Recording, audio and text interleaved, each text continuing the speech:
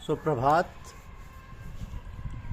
सोई जान नई जेहि देहु जनाई,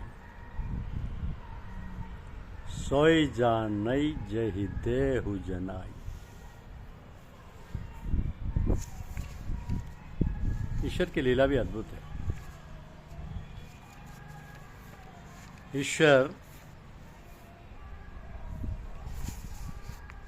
जब कोई साधक उस परमात्मा से दया की भीख मांगता है, तब परमात्मा की दया से ही वह उसे जान पाता है। तब उसकी आत्मा को परम शांति प्राप्त होती है। आध्यात्म ज्ञान प्राप्ति के संबंध में परमात्मा को पाने का रास्ता परमात्मा के सिवा और कोई नहीं बता सकता। अपनी बुद्धि के द्वारा मनुष्य उस परमात्मा को जानना चाहता है, लेकिन एक सीमा तक पहुंचकर उसकी गति अवरुद्ध हो जाती है और मनुष्य को अपनी असहाय अवस्था का बोध होने लगता है।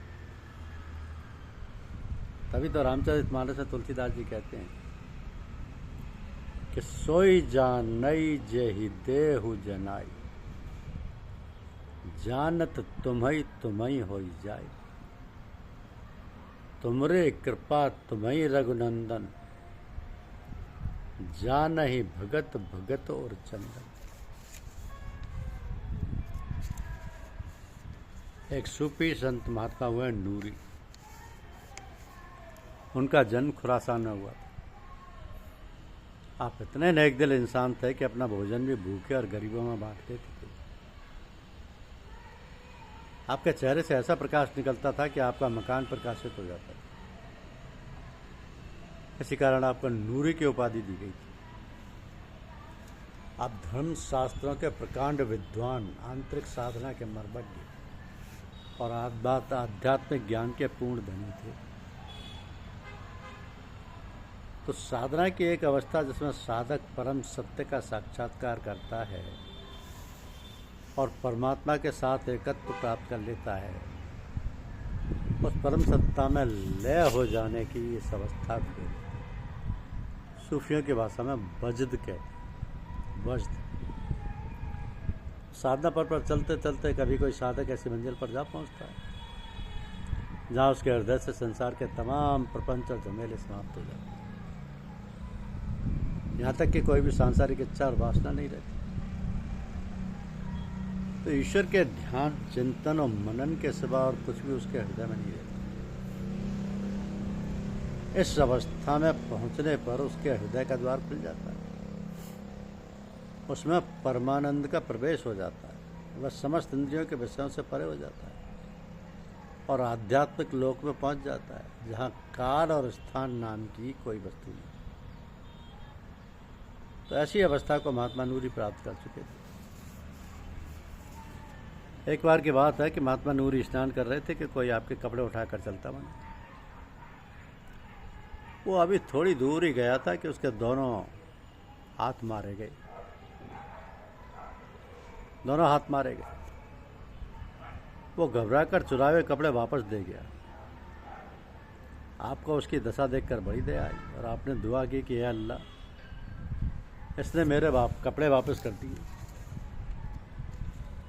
तू भी इसके हाथों की ताकत लौटा दे। इस दुआ के करते ही वो मनुष्य उसी समय स्वस्थ हो गया और उसने अपने अपराध की आपसे माफ़ी मांगी। तो आपने न केवल उसे माफ़ कर दिया बल्कि उसको कुछ धन भी दिया ताकि कुछ काम धंधा कर ले और भविष्य में जीवन यापन के लिए चोरी ना करनी पड़े। बगदाद में एक बार आग लगने से बहुत से मनुष्य जल गए। उस आग में किसी अमीर के 2 गुलाम भी फंस गए। तो उसने ऐलान किया कि जो मेरे गुलामों को आग के बाहर निकाल लाएगा उसे मैं 1000 दीनार दूंगा। इनाम की बात तो ठीक थी, परंतु आग में घुसकर अपनी जान कौन दे। संयोग से महात्मा नूरी वहीं से गुजर रहे थे। आपने जब सुना कि 2 गुलाम आग में फंसे हुए हैं तो आपके दिल में दया का भाव उमड़ पड़ा और बिस्मिल्लाहिर्रहमानिर्रहीम अर्थात शुरू करता हूँ इस काम को अल्लाह के नाम से जो रहमान अर्थात परम दयालु और रहीम अर्थात कृपालु है। पढ़कर आग में घुस गए और उन गुलामों को निकाल लाए। आग ने आपके ऊपर कोई असर नहीं किया। और जब उस अमीर ने इनाम के 1000 दीनार देने चाहे तो फरमाया कि इन्हें तुम अपने पास ही रखो, क्योंकि मुझे धन का लोभ लालच ना होने के कारण ही खुदा ने यह पद प्रदान किया है कि मैंने इस लोक को परलोक से बदल दिया। जब उस अमीर ने अधिक आग्रह किया तो आपने कहा, अच्छा, इस धन को ज़रूरतमंदों और गरीबों में बांट दो। तो सूफी संतों के यहाँ चमत्कार दिखाना बड़ी बात नहीं मानी जाती और ना ही कोई महत्व दिया जाता है, बल्कि सूफी संत की महानता स्वार्थ मानी जाती है कि वह संसार में रहते हुए अपने सदाचार, सद्व्यवहार, सच्चरित्रता की मिसाल कायम करें।